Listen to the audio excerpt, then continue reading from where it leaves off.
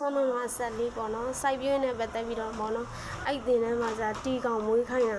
တီကောင်မွေးခိုင်းတာဘလို့လဲဆိုသူတို့ကမဆိုကန်ကြီးတစ်ခုကန်ပေါ့နော်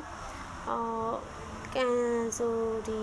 ဘယ်လိုပြောမလဲကြောက်ကန်ပေါ့နော်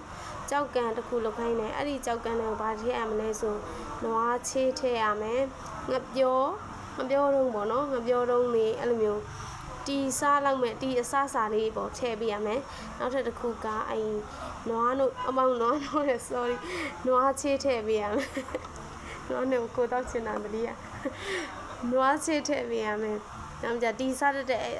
အတိရွက်တွေထည့်ပေးရမယ်ကွာအဲ့လိုမျိုးအဓိကတော့အဲ့နွားချေးရယ်ငပြောတုံးရယ်အဲ့ဒါအဓိကထည့်ပေးရမယ်အဲ့ဒါပြီးရေလေးလောင်းပေးရမယ်အဲ့ဒါကိုတီကောင်တွေကိုအဲ့ဒီကန်တွေထည့်ပေးရမယ်အဲ့ဒါမှတီကောင်တွေစားပြီးတော့တီကျစ်စာဖြစ်လာမယ်အဲ့ဒီတီကျစ်စာဘယ်လိုယူမလဲဆိုကန်မှာပြန်ပြီးတော့ရေလဲလောင်းပေးတဲ့အခါအပေါက်လဲဖောက်ပေးထားမယ်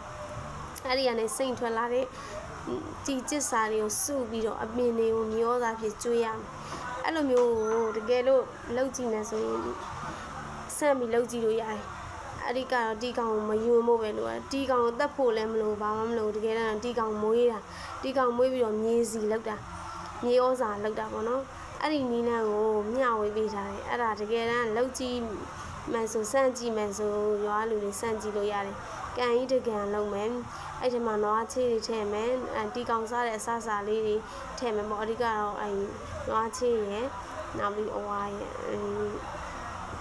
ငါပြောတော့ရင်ပေါ့နော်တခြားတီစားတဲ့အရာတွေထည့်ပြီးတော့အဲ့လိုလုံးမယ်ဆိုရင်အဲ့ဒီမြေကိုတစ်ခါကိုအကျိုးရှိတကယ်စနစ်ကြလုံးနိုင်မယ်ဆိုရောင်းဆိုင်ရင်လည်းတကယ်စီးပွားဖြစ်တယ်ရောင်းမစားဘူးကိုရဲ့အသီးနှံတွေကိုကျွေးမယ်ဆိုရင်လည်းတကယ်ကို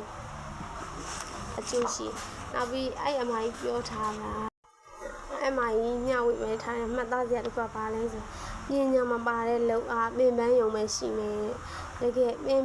ညာမပါတဲ့လောက်အားကျမတို့လည်းပညာမပါပဲလုံနေတာများတယ်ကိုလုံနေတဲ့အလုပ်ဆိုတိတ်ပြီးတော့ပညာမပါဘူးဆိုတာဘယ်လိုလုံးဆိုဟိုစာဖတ်တတ်တာကတက်နော်ပညာတက်မတူအဲ့ဒါနည်းလို့ ရှင်းပြမှာပညာပါတဲ့ဥစ္စာပို့ပြီးတော့မြန်လဲပြီးတယ်လူလဲတက်တာတယ်ပညာဘယ်အရာနဲ့နေပညာထည့်ပြီးတော့လုံနိုင်ရင်အဲ့အလုပ်တွေကလင်းမြန်ပြီးတော့အချိန်ကုန်တက်တာပြီးတော့လုံးဝထိရောက်တယ်ဒါကြောင့်ပညာပါတဲ့လုံအားမှာကိုတထေးပြောင်းလုံးနိုင်မယ်ကိုမိသားစုလည်းထောက်ပံ့တာဒါကြောင့်ဘာလို့ပညာပါအောင်အတနိုင်ကိုစူးစမ်းပြီးလုပ်မယ်ဆိုတော့အကောင်းဆုံးပါပဲလို့ပြောချင်ပါတယ်